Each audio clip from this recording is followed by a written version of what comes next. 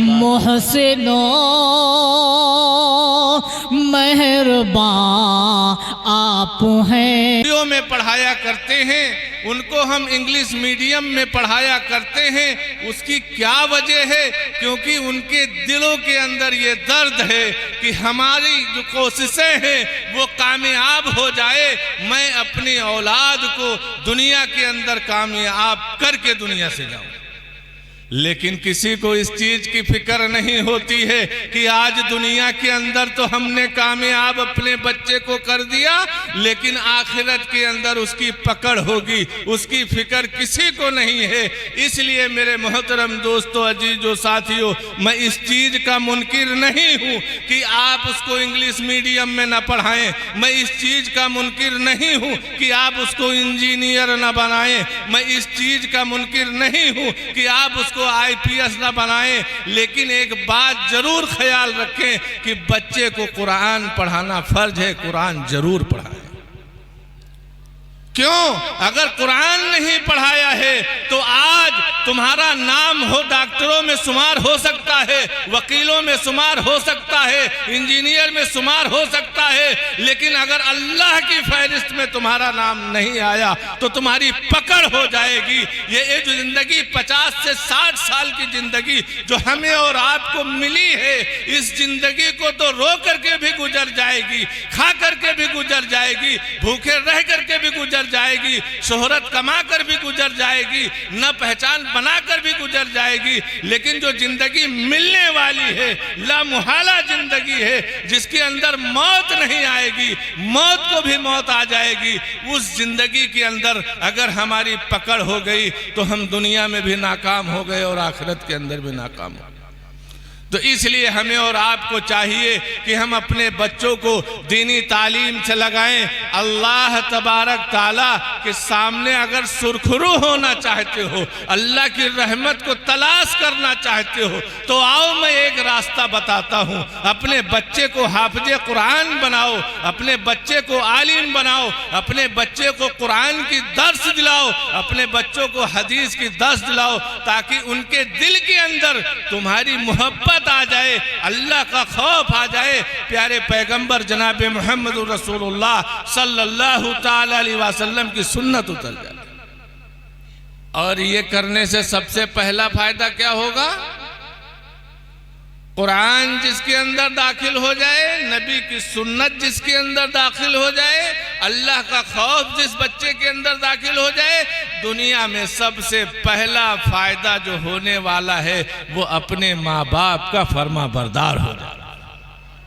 आज हर शख्स को चाहिए कि मेरा बच्चा मेरा फर्मा बरदार नहीं है, लेकिन तालीमात से बहुत दूर रखा है।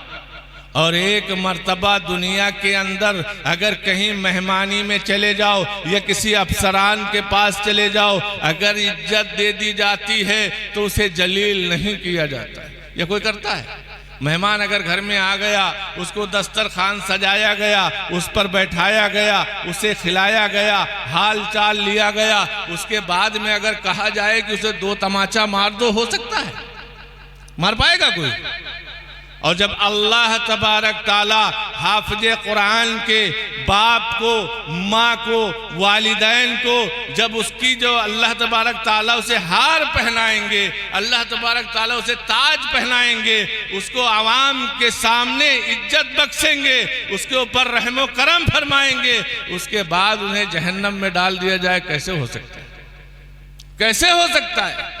इसलिए इस चपट से अगर एक हाफिज़े कुरान आपके पैसे से बनता है, आपके पास औलाद नहीं है, कोई बात नहीं, एहतराम में देखो, अपने कुर्ब जवार में देखो, कोई बच्चा मदरसे में पढ़ने वाला है, अगर वो पढ़ रहा है और पढ़ते पढ़ते उसके पास पैसे नहीं है, कपड़े नहीं है, साजो सामान नहीं है, और वो चाहता है पढ़ने के लिए, आओ उसकी कफालत करो, आओ उसे अपने को आगोश में लो कि ये बच्चा पढ़ना चाहता चाहता है, हम इसको पढ़ाएंगे। और जब आप पढ़ाएंगे उसके बाद में अगर आपके अमाल इतने अच्छे नहीं हैं, आप गुनहगार हैं, आप अल्लाह की गिरफ्त में आ गए, तो वो बच्चा कहेगा, ऐ अल्लाह, इस शख्स ने मेरी पढ़ाई की कफालत किया, मेरा खर्चा उठाया, मेरी देखभाल किया, ऐ अल्लाह, मैं इसको अपने सामने जहन्नम में कैसे जाने दूं? वो उसकी सिफारिश करेगा। तो इसलिए एक अगर हाफिज कुरान बनता है,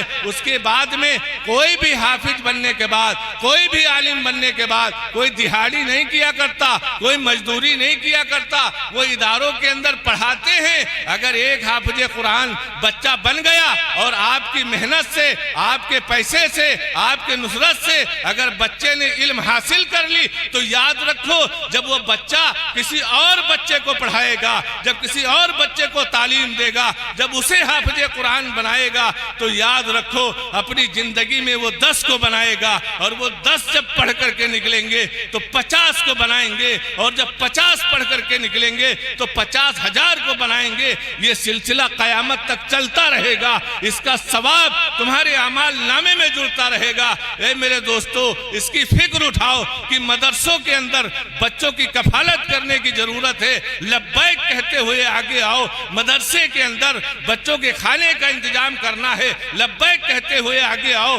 बच्चों को कपड़े की पहनाने की जरूरत है, लब्बैक कहते हुए आगे आओ। अगर तुमको यह लगता है कि मदरसे में खर्चा करने से पैसा कम पड़ता है, तो अल्लाह की जात की कसम, अगर तुम 10 रुपया दुनिया में खर्चा करते हो मदरसे के अंदर, मस्जिद के अंदर, तो अल्लाह तबारक ताला तुम्हें 100 दुनिया में अता फरमाते। आओ आज इस चीज को नोट करो कि जब हमारा बच्चा हाफिज कुरान होगा, हम दुनिया में भी रोशन होंगे, आखिरत के अंदर भी रोशन होंगे, और कब्र के अजाब से अल्लाह तबारक ताला तुम्हारी हिफाजत फरमा लेगा। आज हमारे और आपके दिलों के अंदर अगर निस्बत बसी है तो दुनिया बसी है। हम बच्चे को इंग्लिश पढ़ाएंगे, हम बच्चे को हिंदी पढ़ाएंगे, लेकिन याद रखो ये सब पढ़ाने के बाद अगर तुमने कुरान नहीं पढ़ाया तो याद रखो तुम भी अल्लाह के सामने मुलजिम होगे, क्योंकि कुरान पढ़ाना फर्ज है। अगर कुरान नहीं पढ़ाया बच्चा तुम्हारा गत्ता पकड़ लेगा, ऐ अब्बा तुमने मुझे इंजीनियर बना दिया, ऐ अब्बा तुमने मुझे डॉक्टर बना दिया, ऐ अब्बा तुमने मुझे वकील बना दिया, लेकिन तुमने मुझे कुरान नहीं पढ़ाया। आज मैं दीन से महरूम हूँ, आज मेरे पास सुन्नत का तरीका नहीं है, आज मेरे के अंदर इस्लाम के बारे में एक भी चीज का मालूमात नहीं है। मैं देखता हूँ जुमा के दिन में लोग वजू बनाते हैं तो ठंड जब के दिन में वो पूरा गट्टा भी नहीं खोलते, कोहनी भी नहीं खोलते, जहां से पाते हैं वहीं से धो लेते हैं। इसकी क्या वजह है? क्योंकि दीन दाखिल नहीं है, सुन्नत का तरीका नहीं है, कभी उन्होंने कुरान को पढ़ा नहीं, कभी हदीस की दर्स ली नहीं, कभी वो जो है मौलवी के पास बैठे नहीं, मौलाना साहब से अपना तरीका पूछा नहीं। आज उनको ये नहीं पता है कि सुन्नत में जो है वजू में कितने फराइज हैं, गुस्ल में कितने फराइज हैं। एक साहब से मैं पूछा कि गुस्ल कैसे करते हो? कहते सूरह इखलास पढ़कर पानी पे दम कर लेता हूँ, नहा लेता हूँ, मैं पाक हो जाता हूँ। मैंने कहा हरगिज नहीं, गुस्ल के अंदर 3 फराइज है, जब तक उसे अदा नहीं करोगे पाक नहीं हो सकते।